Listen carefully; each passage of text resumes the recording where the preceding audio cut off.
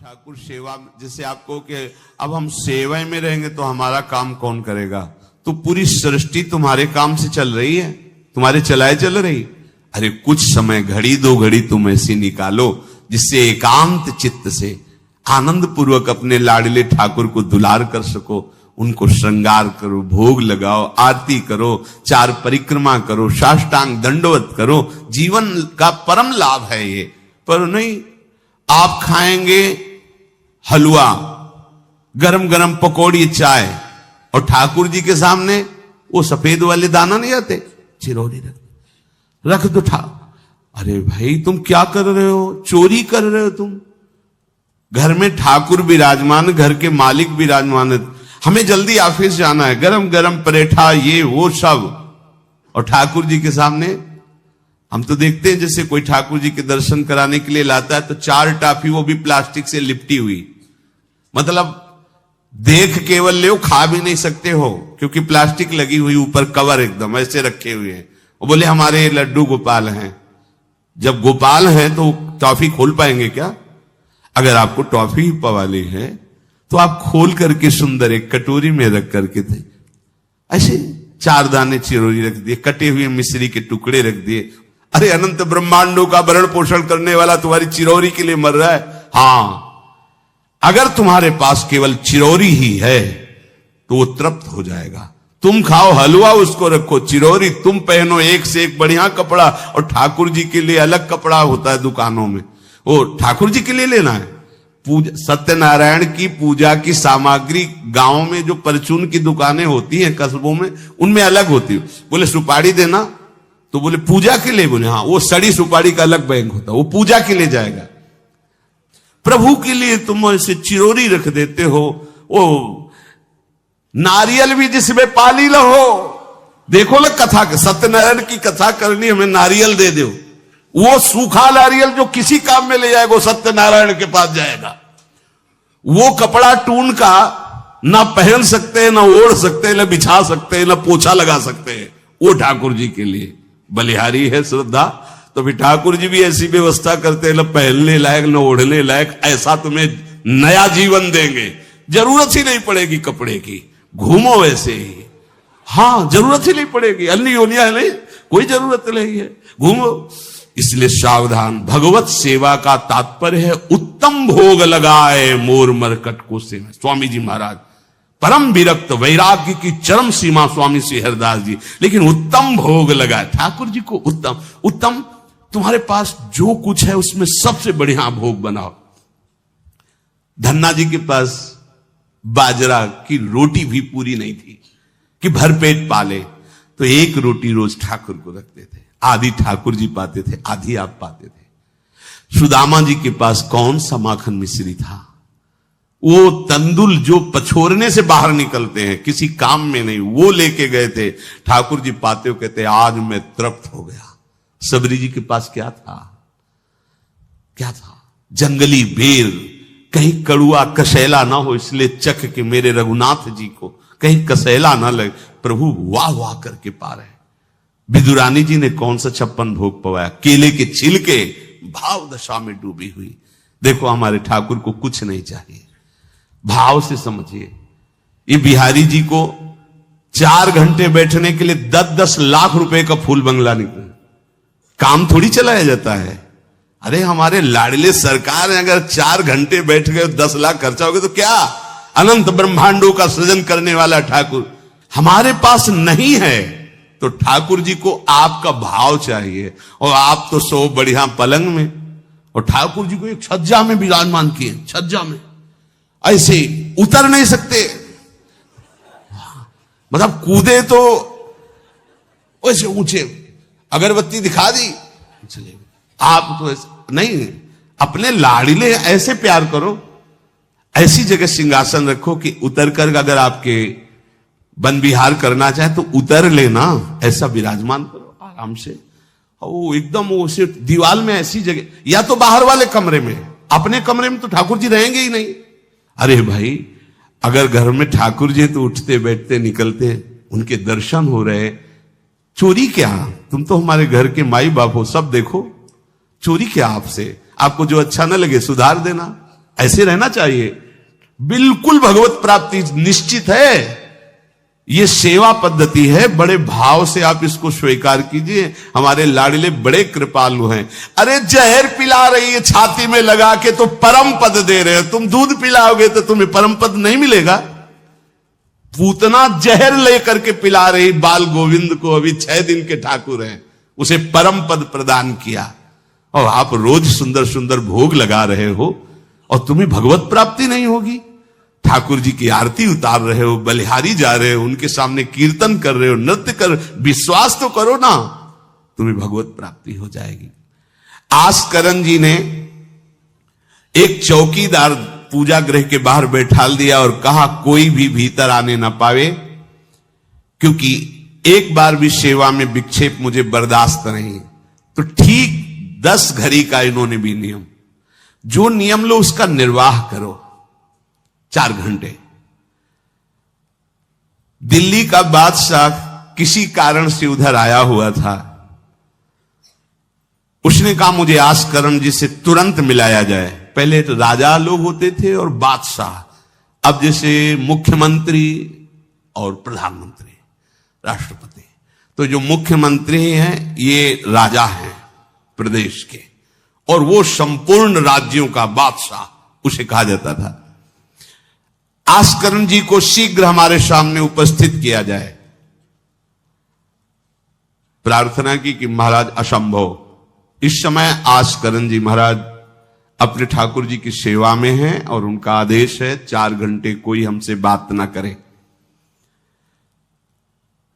आस्करण जी को सूचना देने के लिए बार बार सेवकों को आदेश किया, पर कोई भी सेवक बादशाह की आज्ञा पर नहीं उतरा। हम अपने राजा से ऐसा नहीं प्रार्थना कर सकते। 4 घंटे। बादशाह को बहुत कष्ट हुआ कि हमारी आज्ञा का उल्लंघन। तुरंत आदेश किया सेनापति को, बुलाओ, देखते हैं कि हमारी आज्ञा का उल्लंघन का परिणाम क्या होता है। सेनापति तुरंत उपस्थित हुआ। इस नगर के सबको दंड दिया जाए और बंदी बनाकर आस्करण को हमारे सामने लाया जाए, क्योंकि बादशाह है। अब अहम तो विराजमान है ही है, कोई परमहंस थोड़ी है कि अहंकार लीन हो गया है। बताया गया कि ठाकुर सेवा में, भगवत आराधना में 4 घंटे उनके पास कोई सूचना नहीं पहुंचाएगा। बादशाह की आज्ञा का उल्लंघन करने के कारण सब सैनिक जितने थे दब रहे थे। महाराज की तो आज्ञा है कि सूचना न दो, पर यहां तो सब गड़बड़ हो रहा। बादशाह ही नाराज हो गया। बड़ी घबराहट पूरे नगर में फैल गई और पूरे सैनिकों में फैल गई। ये नरवरगढ़ ग्वालियर से दक्षिण में है। आस्करण जी ना शिकार खेलते थे, ना किसी को दंड देते थे, बस केवल भगवत सेवा, नाम जप, नाम कीर्तन। पूरे नगर को सब सुविधा, सबके घर में ठाकुर सेवा, सबके यहां नाम कीर्तन सुनाई देना चाहिए। जिसको जो जरूरत हो राज दरबार से ले जाए। किसी को लग सकता है अगर ऐसे बढ़ता रहेगा तो राज खजाना खत्म हो जाएगा। नहीं, अज्ञान से तुम सोचते हो।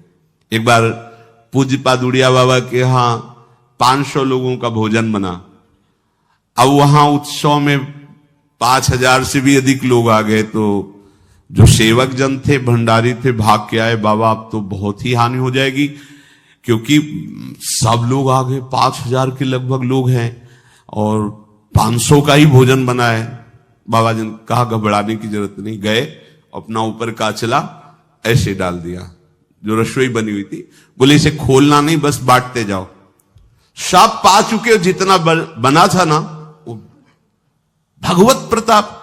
हरिराम व्यास जी की बेटी का ब्याह, रात्रि में बारातियों के स्वागत के लिए एक से एक सुंदर पकवान बने हुए थे, क्योंकि जिनके चेला मधुकर शाह राजा थे उनके पास कमी क्या, सब सुविधाएं। हरिराम व्यास जी ने सोचा ये संसारी आदमी इतने सुंदर सुंदर पकवान पाएंगे, ये तो ठीक नहीं है। वृंदावन के संत जन लेंगे तो अपने ठाकुर का भोग लगाएंगे, पाएंगे, कीर्तन करेंगे। कोतवाल को बुलाया वृंदावन के और कहा सब वैष्णव जनों को कह दो कि तुरंत आ जाओ, रमनिया ले जाओ। देखो कैसी भावना है, बेटी का ब्याह है। बोले संसारी आदमी बराती क्यों पाएंगे। अब आप हो तो कहते अरे इज्जत चली जाएगी, बाबा जी को खवाने से क्या इज्जत है। बरातियों को खवाएंगे तो इज्जत बनेगी। ये किसकी? देहाभिमानियों की। और अपनी इज्जत क्या है? श्यामा श्याम। अगर रसिकों को पवाएंगे तो हमारी इज्जत बन जाएगी, श्यामा श्याम प्रसन्न हो जाएंगे। तो श्यामा श्याम प्रसन्न हो जाएंगे, बराती भूखे रहेंगे? ऐसा कैसे हो सकता है? ऐसा हो ही नहीं सकता है। हरिराम व्यास जी के, अब उनके लिए तो कोई रोक नहीं, उन्हीं की बेटी का तो ब्याह है। जो भंडारे में सब जमा थे, लड्डू गुलाब जामुन ये वो भर भर के अमनिया, ले जाओ ले जाओ। अब ब्रजवासी संत जन सबको बांट दिया, पर जितना भंडारा था उतना ही भंडारा। कर तुम अकर तुम अन्यथा कर तुम सर्व समर्था सा ईश्वरा। तुम प्रभु के लिए समर्पित हो तो तुम्हारे यहां हानि कैसे हो सकती है कि हम भाई ठाकुर सेवा में समय देंगे तो हमारा काम बिगड़ जाएगा, ठाकुर जी की भोग राग की बात करेंगे तो पैसों की कमी हो जाएगी। पक्की मूढ़ता है ये, ऐसा व्यापार है ठाकुर सेवा संत सेवा। ऐसे करो और कई गुना बढ़कर के हाथ में आ जाएगा, देख लेना। क्योंकि सब दुखों का कारण पाप है, और जब ठाकुर सेवा संत सेवा तो इससे पाप नष्ट होते। जे ही पाप नष्ट हुए सुख का मार्ग खुल गया, पर अज्ञानी जानता नहीं है। अब बादशाह के आदेश से हड़कंप मच गया। कही कह पठाई कहो कीजिए लड़ाई, सुनी रुचि उपजाई चली पृथ्वी पति आयो है। पर्यो सोच भारी तब बातियों विचारी कही, आप एक जावो गयो अचरज पाई है। सेवा करी सिद्धि साष्टांग होई के भूमि परे, देखी बड़ी बेर पांव खड्ग लगायो है। कट गई एड़िए पे टेढ़ी हूं न भौं करी, करी नित नेम रीति धीरज दिखाई है। बादशाह ने कहा आखिरी हुक्म है, आस्करण को हाजिर किया जाने, संपूर्ण सेना से विध्वंस मचा देंगे, नरवर गण को पूरा नष्ट कर देंगे। जो प्रधान सेना नायक था वो हाथ जोड़ करके बादशाह से बोला कि आप समझो, हम आपके सेवक हैं, आपसे लड़ कैसे सकते हैं? आप बादशाह हो, पर मेरी प्रार्थना है आप अकेले जाकर के देख लीजिए, आस्करण जी सेवा में है, अकेले जाकर बात कर। हम सूचना नहीं दे सकते पर आपको रोक नहीं सकते, आप जाकर के बात कर लीजिए। बादशाह को लगा कि बात तो सही कि हमारे ही अनुकूल है, ये कोई वैरी तो है नहीं, चलो कोई अंगरक्षक नहीं। और स्वयं अंदर जाकर के देखा तो सारी सेवा हो चुकी थी, ठाकुर जी की साष्टांग दंडवत कर रहे थे। सत्संग में भी कहा है कि आप लोगों का जैसे शरीर स्वस्थ है तो साष्टांग दंडवत का नियम लेना चाहिए। अपनी ठाकुर सेवा करके 5, 7, 11, 21, 51, 108 अपने ठाकुर जी को 4 परिक्रमा की, कहीं से भी 108 दंडवत। एकोपि कृष्ण कृता प्रणामो दशाश्वमेधा व्रतेन तुल्यः, दशाश्वमेधी पुनरेपि जन्म कृष्ण प्रणामी न पुनर्भवाय। ये भीष्म जी बोल रहे हैं, एक बार हमारे श्री कृष्ण को कोई साष्टांग दंडवत कर दे, 10 अश्वमेध यज्ञ का फल अवभृत स्नान का उसे प्राप्त होता है। पर 10 ये अश्वमेध यज्ञ करने वाला पुनर्जन्म को प्राप्त होता है, पर एक बार श्री कृष्ण को साष्टांग प्रणाम करने वाला पुनर्जन्म को प्राप्त। दशाश्वमेधी पुनरेपि जन्म कृष्ण प्रणामी न पुनर्भवाए। अपने पास तो भगवत प्राप्ति के लिए बहुत से अस्त्र हैं, केवल नियम पूर्वक प्रयोग करो, माया का प्रवाह बंद हो जाएगा। ठाकुर सेवा के बाद करना चाहिए साष्टांग दंडवत। हमने महापुरुषों को देखा है, गुरुजनों को देखा है। अब शरीर उस लायक नहीं तो भाव से कर लीजिए। अगर शरीर स्वस्थ है और आप करने लायक हैं तो जरूर, जैसे माताएं बहनें सखियां हैं तो पंचांग, एक पंचांग दंडवत की खड़े हो गए, हाथ जोड़ा, मंत्र अंदर स्मरण किया, फिर पंचांग 5, 7, 11, 21, 51 ऐसा करना चाहिए। आस्करण जी भगवत सेवा करके साष्टांग दंडवत कर रहे थे नियम पूर्वक।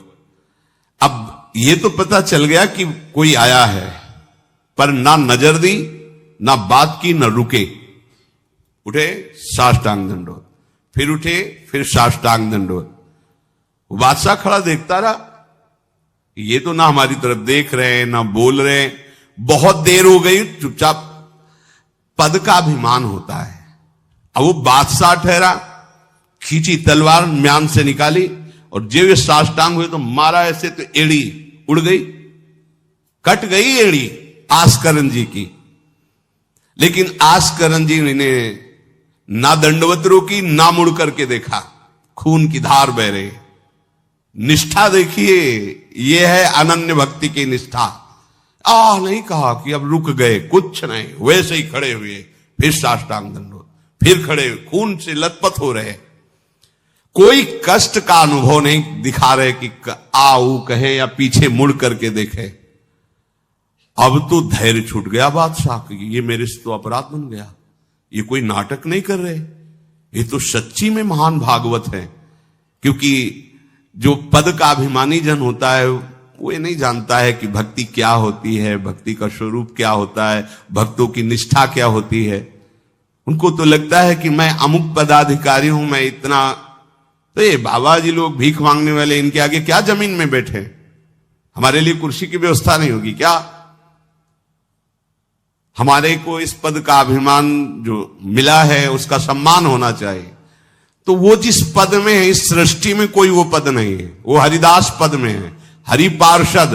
तुम तो मायाकृत सृष्टि के किसी पद पे होगे, वो मायापति के निजी पार्षद हैं। तुम्हें दिखाई देता है भिखारी है, तुम्हें दिखाई देता है भिक्षुक है, नहीं नहीं, वो इतने बड़े बादशाह के ऐसा बादशाह पैदा ही नहीं हुआ है? चाह मिटी चिंता मिटी, मनुआ बेपरवाह, और जिनको कछु न चाहिए वो साहन के साह। नरपति सुरपति लोकपति, जिनके भावे घास, जिनके भावे घास, रहे परमानंद में तज सबही की आस। गर्दन उतार दोगे, अगर हरि का विधान होगा तो शरीर ही नष्ट होगा, नहीं तो हमें छू भी नहीं सकते, हमारे स्वरूप को नहीं छू सकते। भक्त अपनी निष्ठा पे होता है। एक बार भी आस्करन जी ने मुड़ करके नहीं देखा बादशाह की तरफ। अब तो धैर्य छूट गया बादशाह की, गलती हो गई हमसे। ऐसा ही होता है। नवलदास जी को वृंदावन से हरिवंश महाप्रभु के शिष्य थे, तो बादशाह तुर्की था, उसके मन में वैश्यकुल के प्रति बड़ी ईर्ष्या पैदा हुई थी। तो उसने कहा भारत में वैश्यकुल नहीं रह जाना चाहिए, नष्ट कर दो। आतंक स्वरूप उनका काटना मारना, लाखों वैश्यों का कत्ल कर दिया। पता चला कि दूसर वैश्य एक वृंदावन में भी है। आए, उनको बंदी बना लिया, सामने पेश किया, कहा सर झुकाओ। कहा तो झुक चुका है एक जगह, राधा वल्लभ लाल के चरणों में। अनंत कोटि ब्रह्मांडों के बादशाह के सामने सर झुक गया है। अब तू तो एक भूमंडल का जबरदस्ती बादशाह बना बैठा है। बोले जंजीरों में बांध दो इसको, रोज कोड़े लगाओ, भोजन मत दो, फिर इसको हम दंड निश्चित करेंगे, देखते हैं, बहुत अपने अभिमान में है। बांध दिया। सुबह कोड़े लगाने गए तो जंजीरें पड़ी थी और कुछ नहीं था। फिर खोजा तो वृंदावन में राधा वल्लभ जी के दर्शन के, फिर बांध के ले गए। अरे बोले तेरी जंजीरें क्या मुझे रोक सकती है? जब माया की जंजीरें नहीं रोक पाई तो तेरी जंजीरें क्या रोकी? तू लाख बार बंधवा, मुझे नहीं रोक सकता। आखिरकार चरणों में झुका, उनका बंद करवा ये नरसंहार। तेरे इस नरसंहार से कुछ नहीं होने वाला, तू शांति से रह, ये ऐसे उपद्रव करना बंद कर। तो जो पदाभिमानी जन है, एक अभिमान में न जाने कैसे कैसे बड़े अपराध हो जाते हैं, भक्तों को नहीं जानते हैं। उठी चिक डारी तब पाछे सो निहारी, कियो मुजरा विचारी बादशाह तिरिझे हैं। हित की सचाई यह ने कुना कचाई होत, चर्चा चलाई भाव सुन सुन भींजे हैं। बीते दिन को नृप भक्त सो समायो, पृथ्वीपति दुख पायो सुनि भोग हरि छीजे हैं। करे विप्र सेवा तिने गांव लिख न्यारे दिए, वाके प्राण न्यार लाड़ करो कही धीजे हैं। पूरी दंडवत की, ठाकुर जी को प्रार्थना की, चिक डाल दी, जो मध्याह्न विश्राम की, फिर पीछे मुड़े। तब तक खून बह रहा है। पीछे मुड़कर देखा, बादशाह जोहार की, बिल्कुल गुस्सा नहीं। राजा को इनकी ये धैर्य शैली देखकर कि अपने इष्ट के प्रति निष्ठा और मेरे अपराध का कोई भी इनके ऊपर प्रभाव नहीं, रीझ गया, बहुत प्रसन्न हुआ और कहा, आज मेरे नेत्र सफल हुए कि मैंने ऐसा निष्ठावान भक्त देखा। ना तो तुम्हारी भ्रकुटी में थोड़ा भी रोष है और ना तुम्हें पीड़ा है और ना कोई थकावट है। हम आपसे वार्ता करना चाहते हैं, क्या है आप में ऐसी सामर्थ्य कहां से आई?